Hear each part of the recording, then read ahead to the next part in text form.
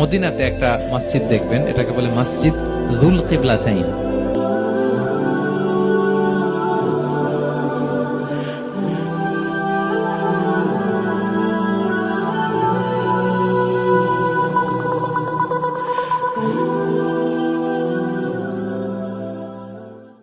এমন মসজিদ যে মসজিদে এক নামাজে দুই কেবলা শেয়ার করা হয়েছিল।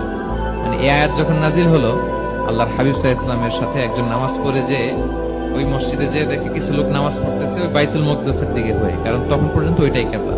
তিনি নামাজরত অবস্থায় এদেরকে বললেন যে তোমরা তো জানো না এই মাত্র আয়াত নাজিল হয়েছে, কেবলা কিন্তু আর ওই দিক নাই, ডাইরেকশন চেঞ্জ, এদিকে হয়ে যাও।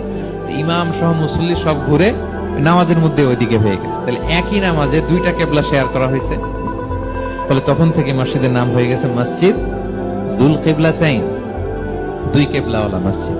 তাহলে দেখেন, আল্লাহর হাবিব সাল্লাল্লাহু আলাইহি ওয়াসাল্লামকে খুশি করার জন্য আল্লাহ তাআলা কেবলা চেঞ্জ করে দিয়েছে। সুবহানাল্লাহ বলতে পারলেন না?